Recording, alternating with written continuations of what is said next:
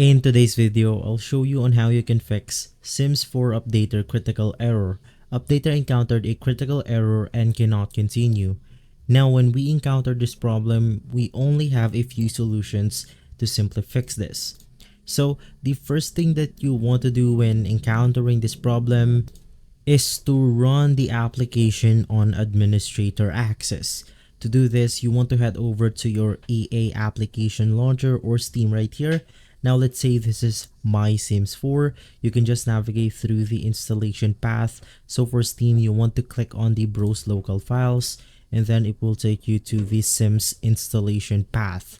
From here, you want to look for the sims4.exe, right click on it, and then you want to run the program as administrator.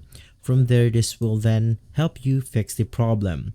If not, the second thing that we want to do is to connect to a VPN because we might be having a network problems that cannot connect to the Sims network itself. That's why it will get stuck on the updater application.